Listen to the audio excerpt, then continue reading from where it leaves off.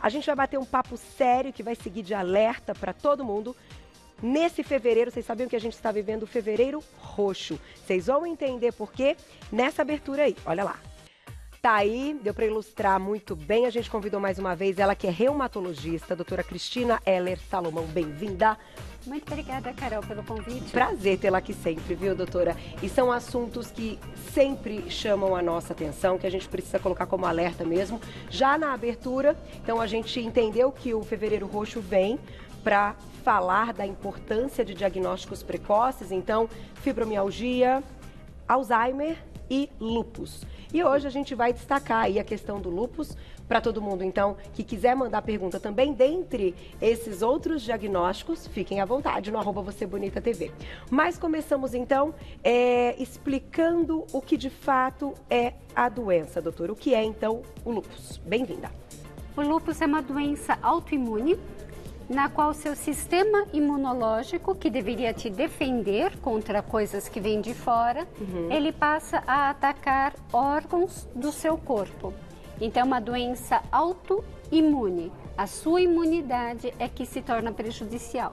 Certo. E neste caso, o que eu dei uma olhada e até conhecendo, eu conheço algumas pessoas que têm lúpus, as mulheres acabam sendo mais prevalentes, né, na doença. Tem ligação com a parte hormonal, relação com isso também? Sim, tem ligação com a nossa atividade hormonal.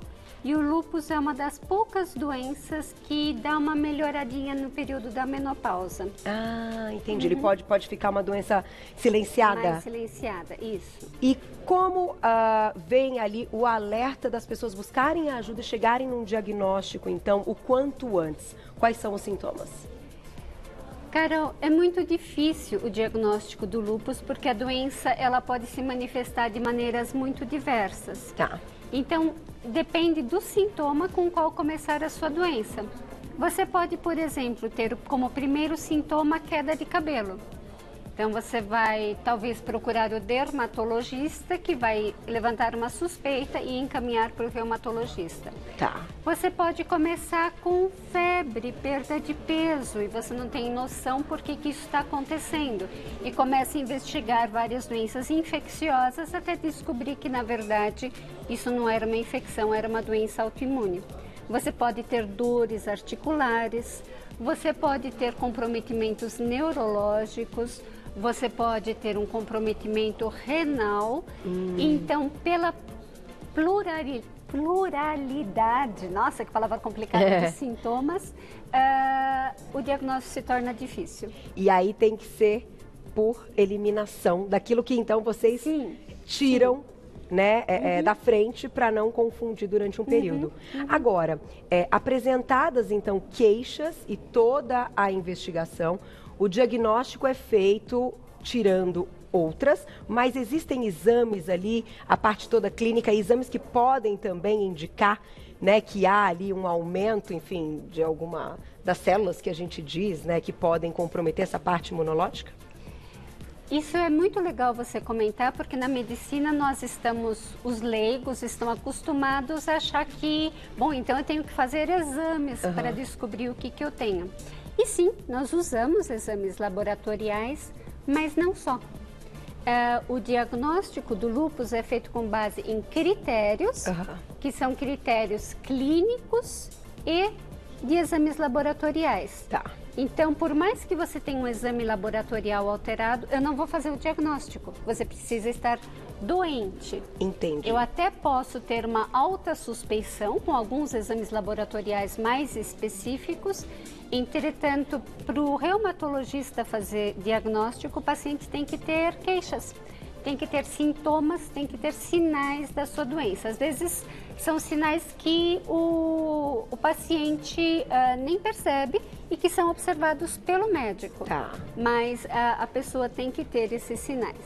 Agora, pelo que eu pesquisei, a fase então que a doença pode dar um sinal ou trazer alguns sintomas varia ali nas mulheres de 20 a 40 anos, mulheres jovens, né? No entanto, doutora, falando de doença autoimune, é algo que pode ser genético e que está ali silenciado durante toda uma vida e que, dependendo de algum gatilho, ela aparece. Como vocês enxergam isso, pensando na questão do lúpus? É verdade, Carol. O lúpus ele é mais comum nas mulheres jovens. E aí acaba com um mito, né, que fala, nossa, o reumatologista só trata de velho. Não, reumatismo não é coisa de idosos. Muitas doenças reumatológicas são típicas de adultos jovens, mas crianças também podem ter lúpus e mesmo idosos. Uau. E apesar de ser mais comum em mulheres, ela existe também em homens. Tá. E você tem razão, nessas doenças nós temos uma base genética.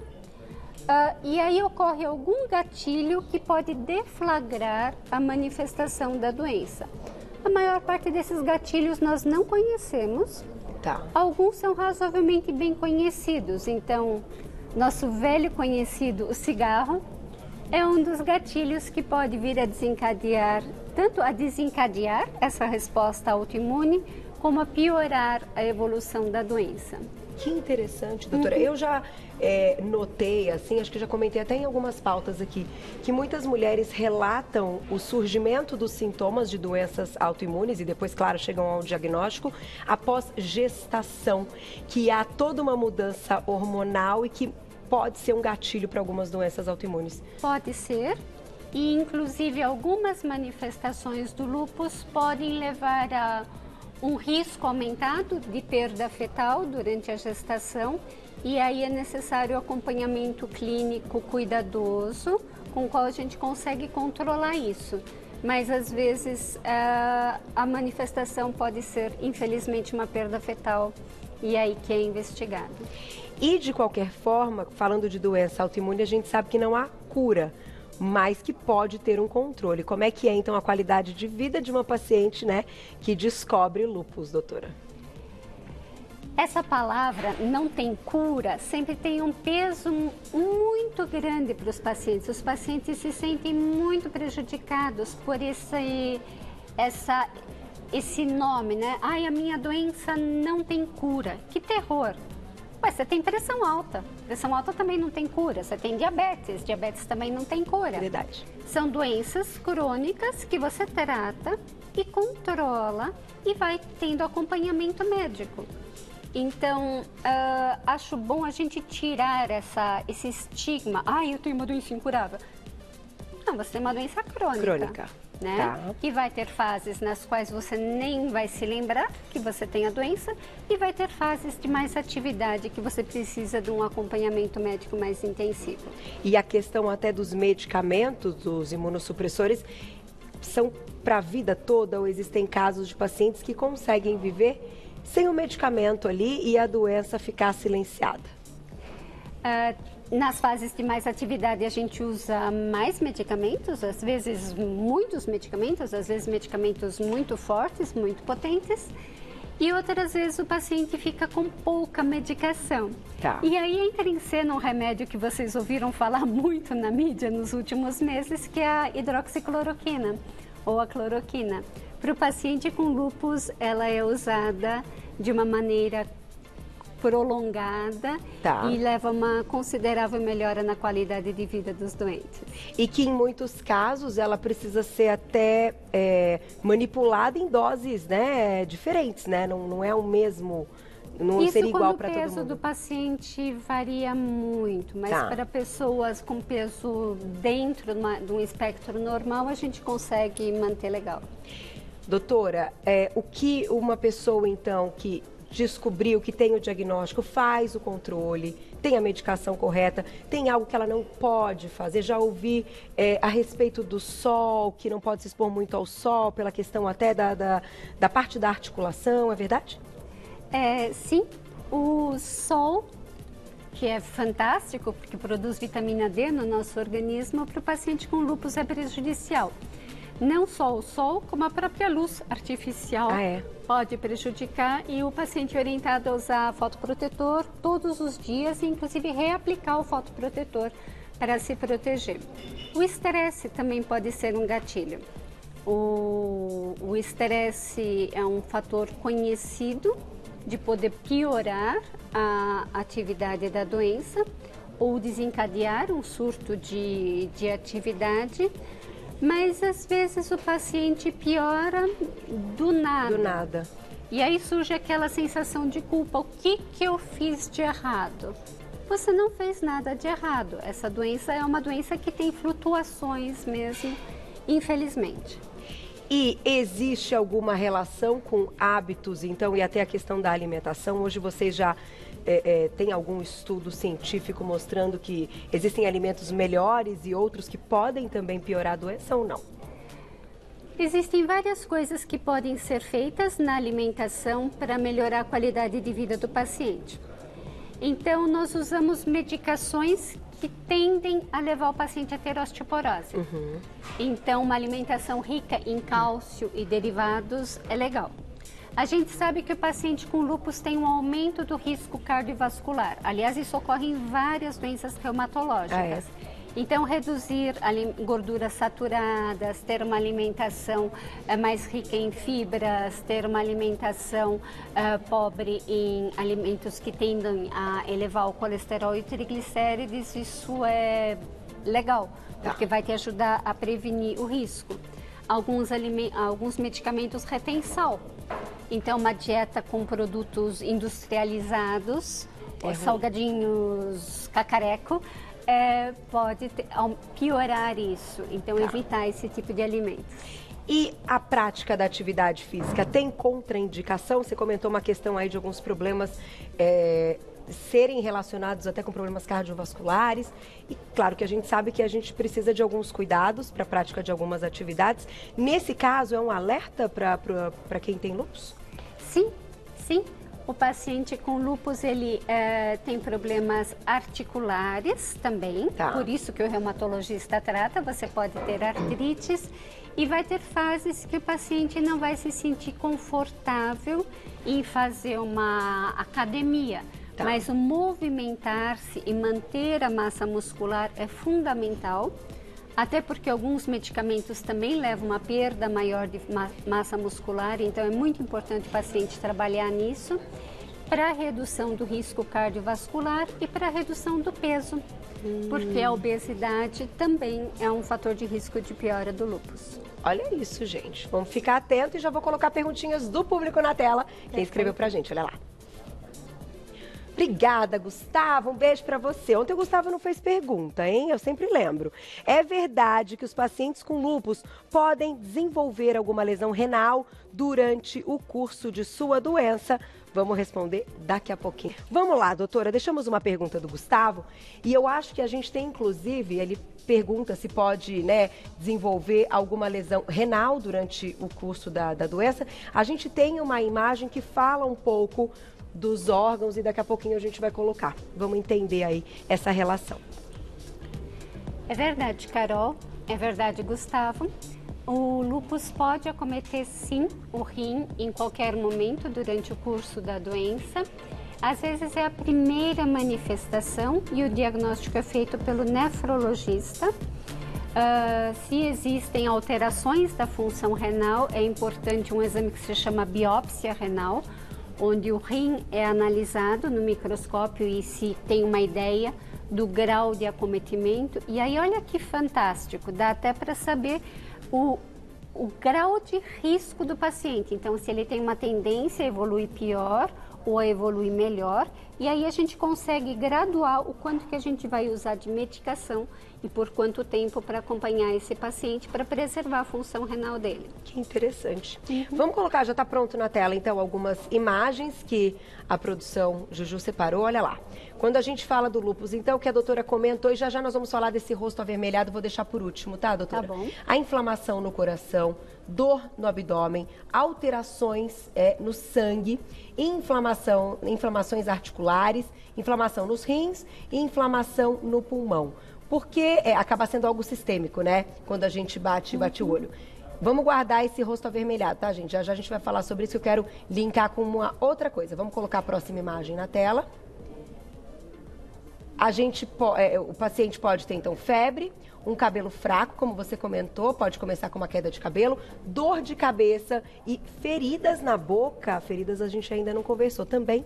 Também, isso é um dos diagnósticos de lúpus, é a ferida, são aftas na boca ou no nariz, que sugerem, fazem parte até dos critérios diagnósticos, são dados bastante importantes na avaliação do paciente. E com que frequência o paciente apresenta, então, algumas dessas queixas ou muitas delas, né?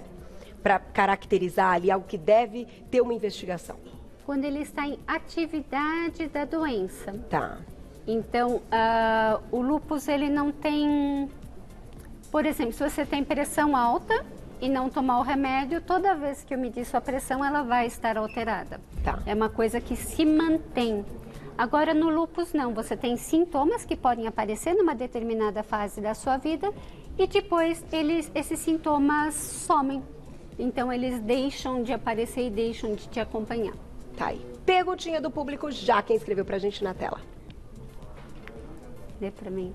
Aí, entrou. Esta perguntinha tem uma foto minha com o meu filho quando ele era pequenininho, mas não deu tempo de ler. Quem será que é? Ah lá, a gente já volta com a pergunta, tá, gente? Vamos colocar essa foto, eu vou fazer o link agora com a doutora, que me chamou muita atenção, eu queria trazer para o nosso papo. Aqui a gente relaciona os assuntos. Dá uma olhada nessa imagem. Quando eu bati o olho, logo lembramos da questão da rosácea, né? E nesse caso, então, pode ser confundido com lúpus. Doutora, como é que eu imagino para quem é paciente, para quem já tem um diagnóstico de rosácea e sabe quando surgem, né, a asinha da borboleta como característica, chegar em algum momento e pensar que pode ser lúpus. É um dos diagnósticos diferenciais da lesão cutânea. Tá. Mas, como eu falei, para nós chegarmos, às vezes, a biópsia cutânea é necessária como diagnóstico diferencial de várias lesões.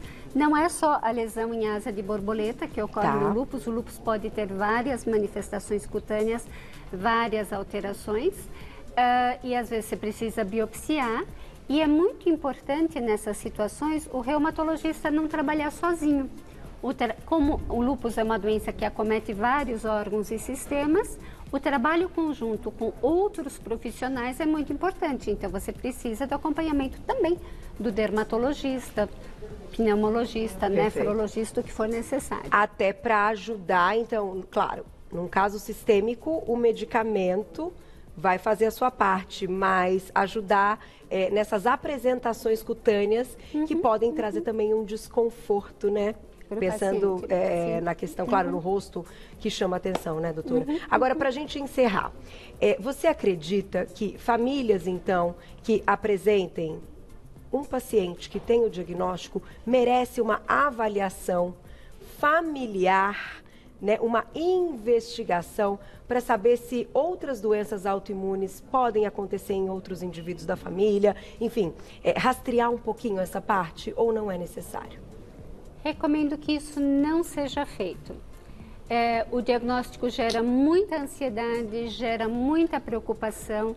É comum as mães trazerem os filhos. Eu quero saber se meu filho, minha filha tem risco de desenvolver a mesma doença que eu. E a recomendação é não faça a avaliação.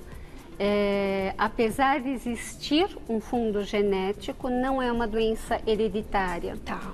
Então, o rastreamento, a realização de exames só vai gerar uma ansiedade desnecessária. Perfeito. É importante, quando o paciente for no médico, olha, eu estou com essas alterações e minha mãe tem lúpus. Você acha que pode ter alguma coisa a ver? Tá. Aí é importante referir isso na sua queixa que se apresentar para o médico. Mas fazer uma investigação familiar, não, isso só produz ansiedade. Perfeito, doutora. Imaginei que esse fosse um caminho, porque é uma discussão muitas vezes das famílias, então quis trazer até para ouvir sua opinião, né? Como médica, e o que acontece clinicamente, para que as pessoas também diminuam a ansiedade e que tenham qualidade de vida. No final das contas, gente, o que eu sempre tiro de lição das entrevistas aqui ligadas à saúde é que a gente tem que se cuidar todo dia, né? Sim. E estar bem fazer o nosso melhor todos os dias para levar para o corpo da nossa parte, do que a gente pode fazer melhor para ele, certo? Certo. Obrigada, doutora. Mais uma vez, reumatologista, doutora Cristina Heller Salomão. Vocês encontram no site reumatologiaidor.com.br, www.reumatologiaidor.com.br. Obrigada mais uma vez, te espero numa próxima oportunidade. Até.